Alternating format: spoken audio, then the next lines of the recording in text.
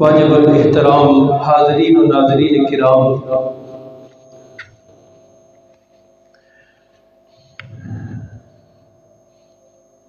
بندہ جب اسلام قبول کر لیتا ہے،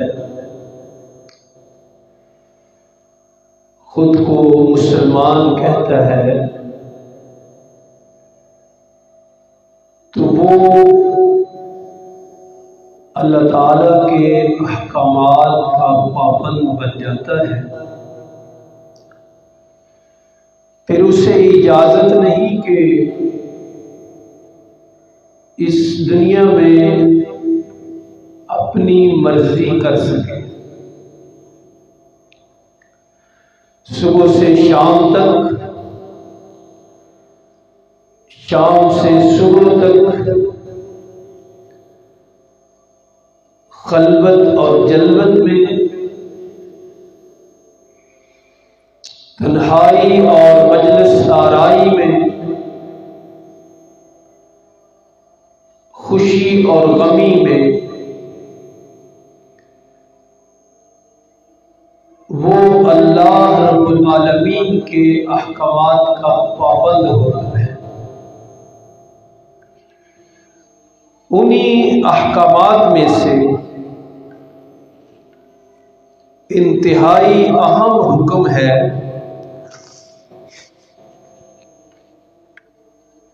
نماز کا قائم کرنا،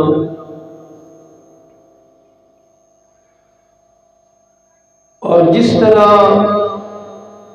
نماز قائم کرنا ایک مسلمان پر رب العالمین کی طرف سے پابندی ہے،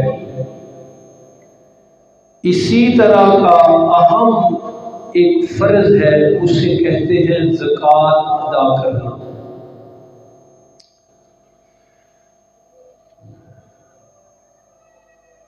جس طرح نماز کی کچھ شرائط ہیں،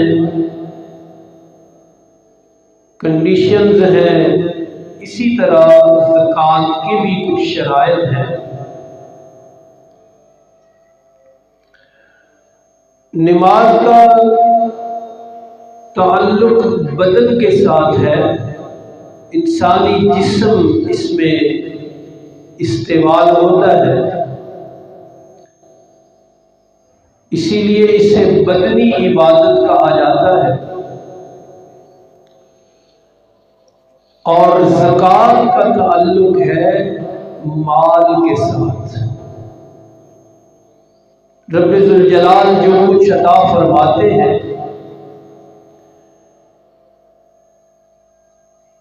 شرائط اور قیود کو سامنے رکھ کر اس میں سے ایک مخصوص مقدار اللہ کے نام پر ادا کرنا، اسے زکوٰۃ کہتے ہیں۔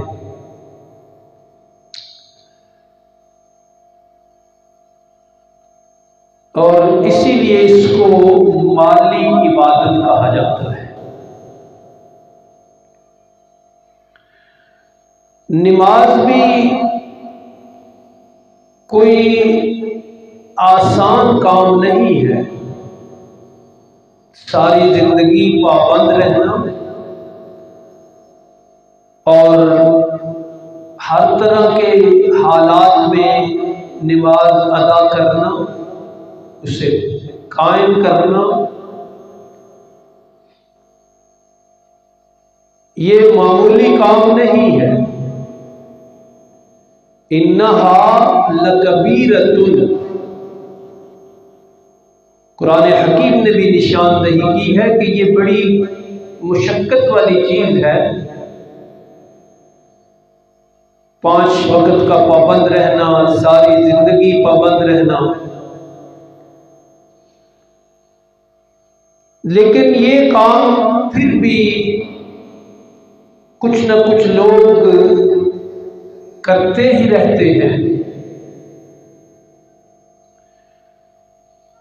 اس کے مقابلے میں زکوٰۃ یہ ذرا زیادہ مشقت والی بات ہے،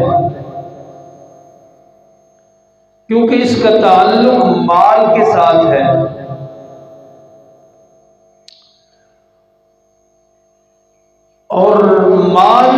ہاتھ سے دینا، جیب سے نکالنا، یہ زیادہ مشکل کام ہے نماز کے مقابلے میں۔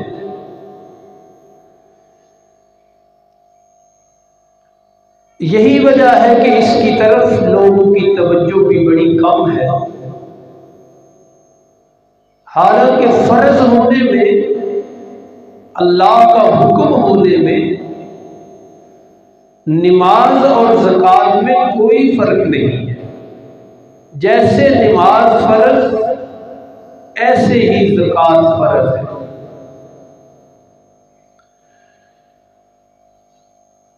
لیکن انسانی طبیعت چونکہ مال سے محبت کرتی ہے، کتاب لا ریب نے بھی بتایا کہ زُیِّنَ لِلنَّاسِ حُبُّ الشَّهَوَاتِ مِنَ النِّسَاءِ وَالْبَنِينَ وَالْقَنَاطِيرِ الْمُقَنطَرَةِ مِنَ الذَّهَبِ وَالْفِضَّةِ، کہ یہ جو انسانی من پسند چیزیں ہیں، ان کی محبت انسانوں کے دلوں میں ڈالی گئی ہے۔ سونے اور چاندی کے خزانے لگا دینا، خرچ کرنا، یہ اسی لیے پھر مشکل بھی ہے۔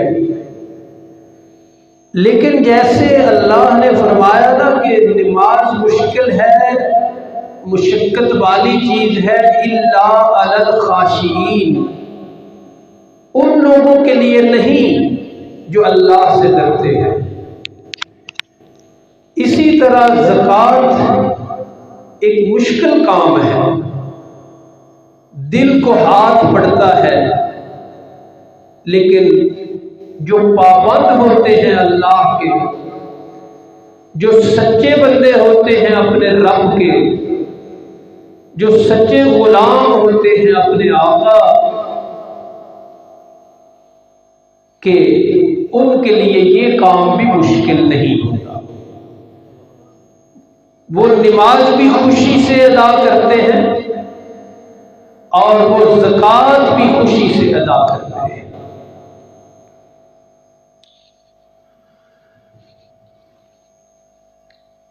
انہیں معلوم ہے کہ جس طرح نماز نہ پڑھنے پر اللہ پوچھیں گے، اسی طرح زکوٰۃ ادا نہ کرنے پر بھی اللہ نے بڑی سخت سزائیں رکھی ہوئی ہیں۔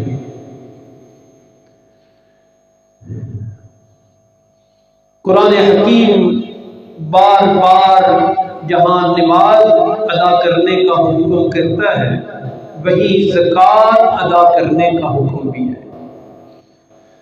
اکثر جگہوں پر اقیموا الصلاۃ وآتوا الزکاۃ اکٹھا ذکر فرمایا اللہ نے کہ نماز بھی قائم کرو، زکوٰۃ بھی ادا کرو۔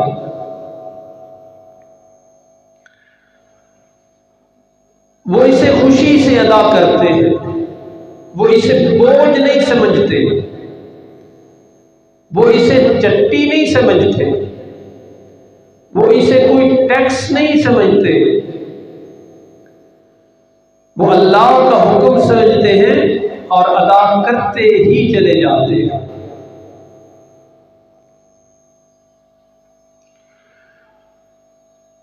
قرآن حکیم کی جو میں نے آیات مبارکہ پڑھی ہیں، یہ سورۃ التوبہ کی آیات ہیں۔ یہ جب نازل ہوئی تو ایک واقعہ پیش آیا، اس پر یہ آیات مبارکہ نازل ہوئی، اور وہی پیش خدمت ہے، وہی آپ کی خدمت میں عرض کرنا ہے۔ ثعلبہ بن حاتب، یہ ایک آدمی تھا، ثعلبہ بن حاتب، اوپر سے مسلمان تھا، دل سے مسلمان نہیں تھا، منافق تھا۔ یہ غریب تھا، مالدار نہیں تھا، مال کم، وسائل کم تھے۔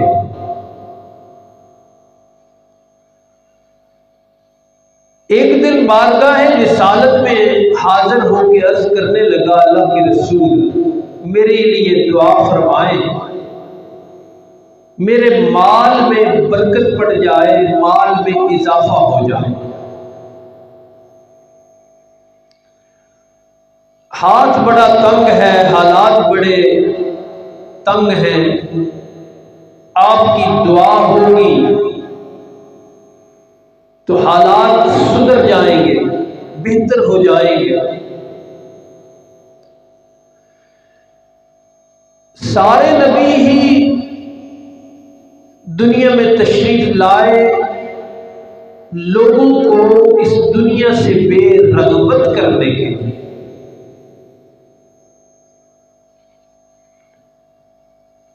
دنیا کا فنا ہو جانا، دنیا کا عارضی پن اور دنیا کا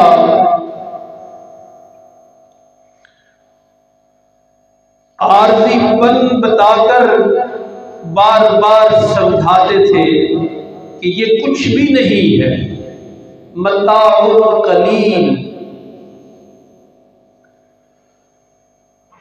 اس نے دعا کی درخواست کی، اللہ کے محبوب صلی اللہ علیہ وسلم نے فرمایا کہ یہ دعا نہ کرواؤ، اور ارشاد احکامات پر عمل کر سکے وہ بہتر ہے اس زیادہ مال سے جو ہمیں غافل کر دے اور اللہ کے احکامات کی خلاف ورزیاں ہونے لگیں۔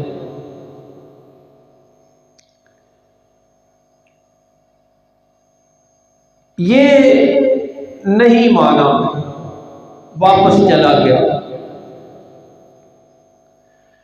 کچھ دنوں بعد پھر آ کے درخواست کی کہ میرے لیے دعا فرمائیں، میرا مال بڑھ جائے، اضافہ ہو جائے اس میں۔ نبی پاک صلی اللہ علیہ وسلم نے اسے پھر بات سمجھائی، لیکن یہ نہیں مانا۔ واپس چلا گیا، لیکن کچھ دنوں بعد پھر آ کے عرض کی کہ حالات بڑے تنگ ہیں، آپ میرے مال میں برکت کی دعا فرما دیجئے۔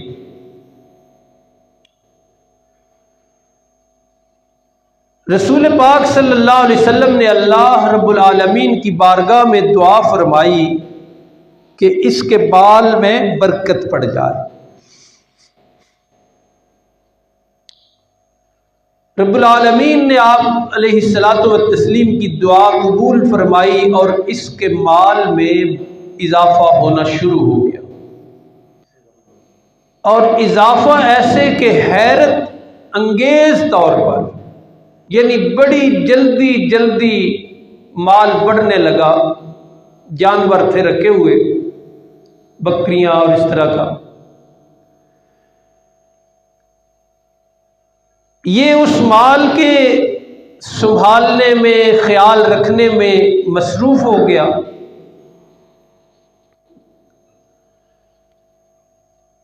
مدینہ شریف میں ہی ایک جگہ پہ ایک گھر میں اس نے وہ مال رکھا ہوا تھا، جانور رکھے ہوئے تھے،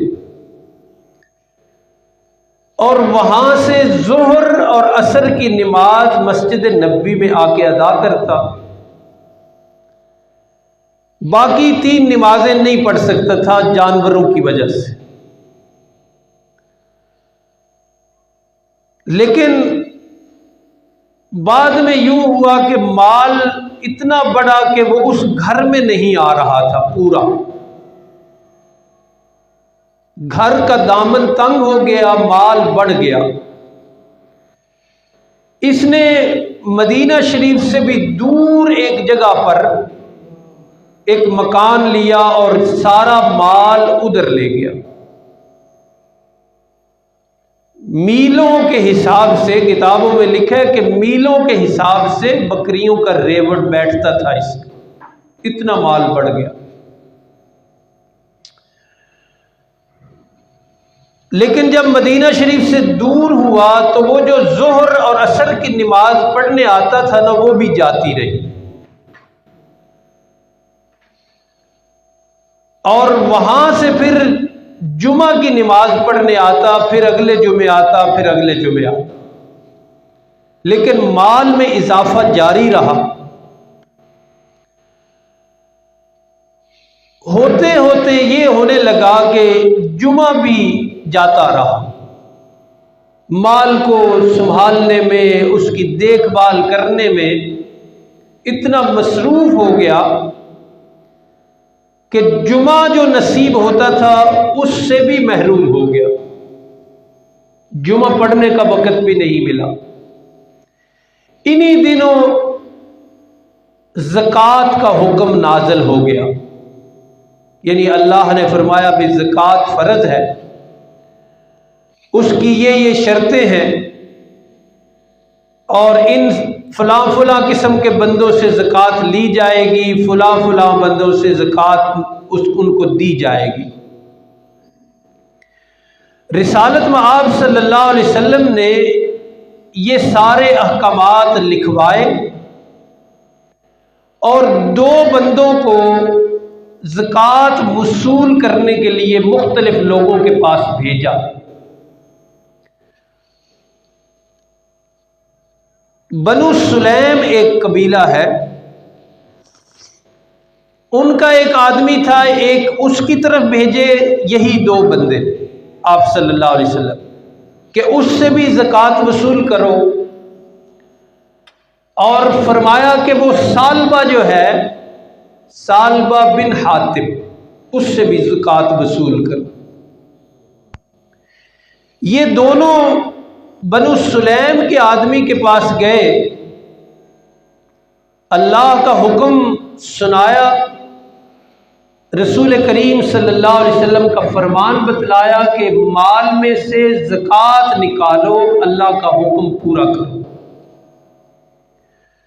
وہ سلیمی جو تھا اس نے سب سے عمدہ مال نکالا، اچھی اچھی بکریاں، جانور جو خوب پلے ہوئے تھے وہ ان کے حوالے کیے۔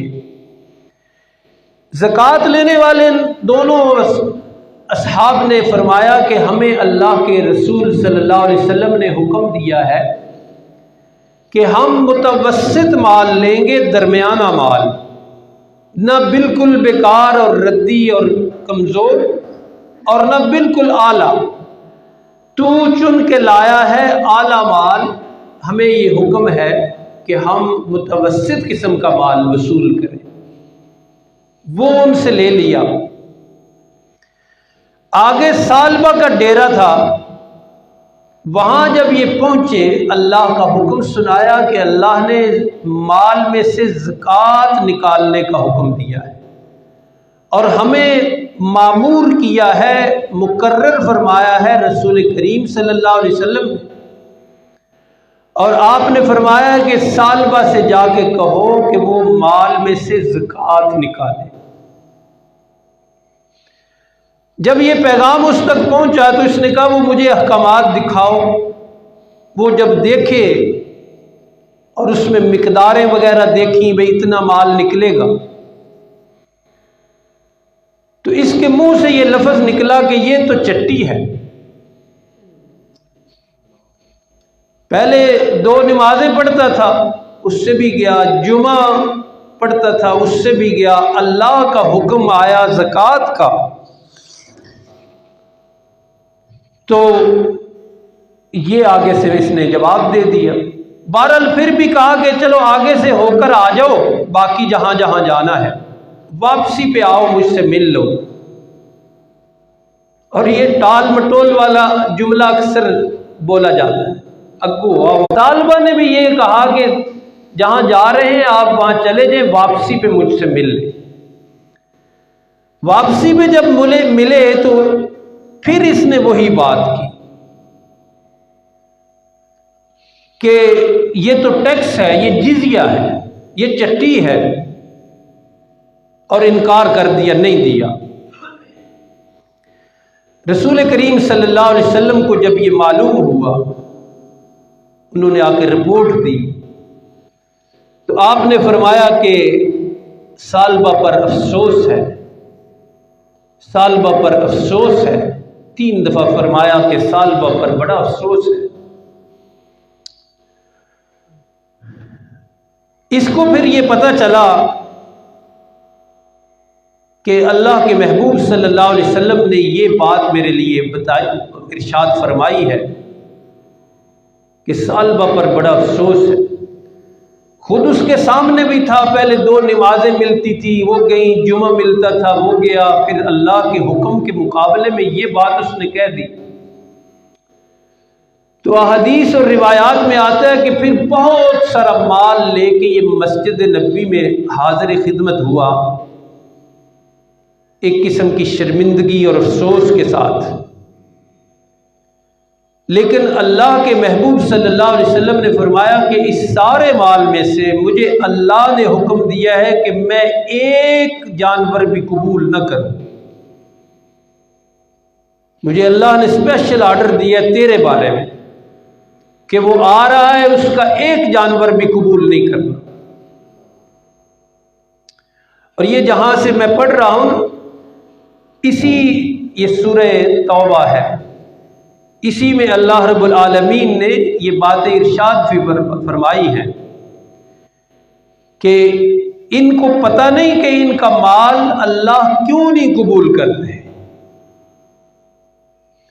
ان کو سمجھنا چاہیے تھا پہلے سے کہ ان کا مال اللہ کیوں نہیں قبول فرما رہے۔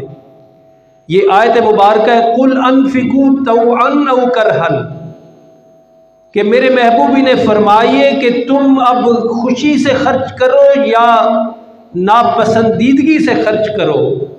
یہ یاد رکھو کہ لَن يُتَقَبَّلَ مِنْكُمْ، یہ قبول نہیں ہوگا، یہ نہیں قبول ہوگا۔ چنانچہ یہ اپنا مال لے کے واپس چلا گیا۔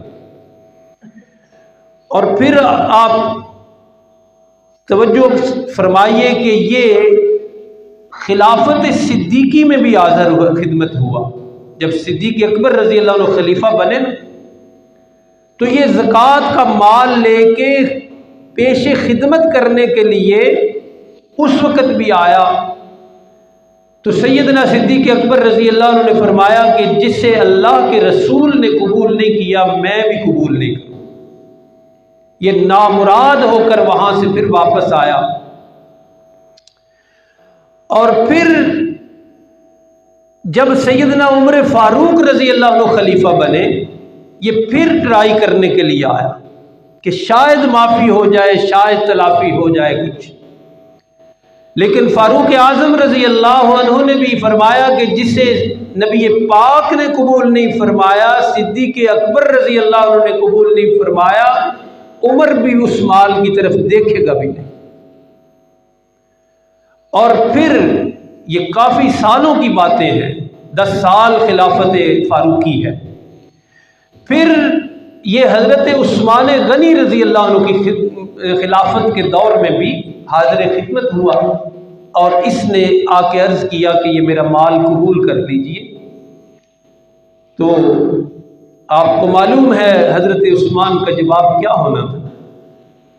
فرمایا کہ جس مال کو اللہ کے نبی قبول نہیں فرما کے گئے، صدیق اکبر نے قبول نہیں کیا، فاروق اعظم نے نہیں لیا، عثمان بھی اس مال کو نہیں قبول کرے گا۔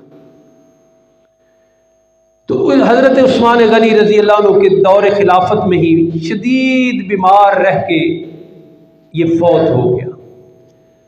تو یہ شان نزول ہے ان آیات مبارکہ کا جو میں نے خطبہ میں تلاوت کی۔ اب ذرا اس کا ترجمہ دیکھیے۔ اور یہ میں نے عرض اس لیے کیا ہے کیونکہ ہمارے لیے اس میں بڑی رہنمائی ہے۔ رمضان المبارک چونکہ آ گیا ہے، شروع میں عرض کیا کہ جس طرح نماز فرض ہے اسی طرح زکوٰۃ فرض ہے۔ تو رمضان المبارک میں جہاں اور عبادات کی طرف توجہ ہوتی ہے، وہاں ہم سب کی توجہ اس بات کی طرف ہو کہ اگر شرائط لاگو ہو رہی ہیں اور زکوٰۃ بن رہی ہے ہم پر، تو اللہ کا حکم سمجھ کر خوشی کے ساتھ پوری کی پوری زکوٰۃ ادا کی جائے۔ وہ آیات مبارکہ کا ترجمہ دیکھیے، بالکل یہ اسی کا شان نزول میں نے عرض کیا۔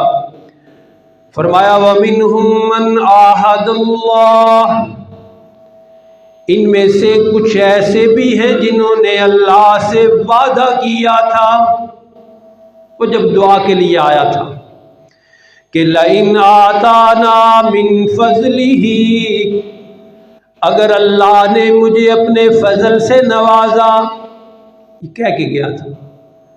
کیا فرمایا تھا اللہ کے نبی نے اسے پہلی دفعہ؟ کہ وہ کم مال جس میں اللہ کی فرما برداری بندہ کرتا رہے، وہ بہتر ہے اس زیادہ مال سے جس میں نافرمانی آنے لگے۔ اور نافرمانی آپ نے دیکھا، ارادے سے تو جو کرنی ہے وہ ہونی ہے، بلا ارادہ جو محرومی ہوئی، نمازیں گئیں، جمعہ گیا، اللہ کے حکم کو کس طرح ٹالا، پھر زکوٰۃ والا حکم۔ تو اس لیے اللہ کے محبوب نے تو شروع سے فرمایا تھا کہ یہ دعا نہ کرواؤ، لیکن اس نے یہ وعدہ کیا۔ قرآن کہتا ہے کہ لَإِنْ آتَانَا مِنْ فَضْلِهِ، اگر اللہ ہمیں اپنے فضل سے نوازے گا تو ہم کیا کریں گے؟ لَنَصَّدَّقَنَّ، صدقہ ضرور دیں گے، ہم زکوٰۃ ضرور نکالیں گے، یہ وعدہ کر کے گیا تھا۔ وَلَنَكُونَنَّ مِنَ الصَّالِحِينَ، اور مال میں اضافہ ہمیں نافرمان نہیں بنائے گا، ہم اور نیک بنیں گے۔ یہ وعدہ تھا اس کا کہ مال آئے گا تو صدقہ زکوٰۃ دیں گے، مال آئے گا تو اور اللہ کے سامنے جھکیں گے۔ نتیجہ کیا نکلا وہ آپ نے سنا، لیکن قرآن کی آیت بھی سنی ہے۔ فرمایا فَلَمَّا آتَاهُم مِّن فَضْلِهِ، جب اللہ نے انہیں اپنے فضل سے نواز دیا، وہ جو مال بڑا اس کا، مکان اپنی تنگ دامنی کا شکوہ کرنے لگے اور اس مکان بدلتا گیا، تو اس کا رویہ یہ تھا کہ باخیلو بھی، اپنے وعدے کیا پورا کرتا، اس نے مال کے حوالے سے بخل اور کنجوسی کا اظہار کرنا شروع کر دیا۔ اور کتنے صاف لفظوں میں کہا کہ یہ تو چٹی ہے، یہ زکوٰۃ چٹی ہے، میں کیوں دوں؟ رسول اللہ کے قاصدوں کو، آپ کے عمال کو اور آپ کے زکوٰۃ وصول کرنے والوں کو واپس کر دیا کہ میں نے زکوٰۃ نہیں دینی۔ اس کو یہ قرآن یوں کہتا ہے وَتَوَلَّوْا وَهُمْ مُعْرِضُونَ، اور یہ منہ پھیر گئے، فرمانبرداری سے منہ دوسری طرف کر لیا، وَهُمْ مُعْرِضُونَ، اور اعراض کرنے والے بن گئے، دور دور رہنے لگے۔ تو یہ بڑا اہم واقعہ ہے اس بات کی طرف توجہ دلانے کے لیے کہ یہ سب کچھ اللہ کی عطا ہے، اور اس میں اللہ کے حکموں کی پابندی کرنا یہ بڑا ضروری ہے۔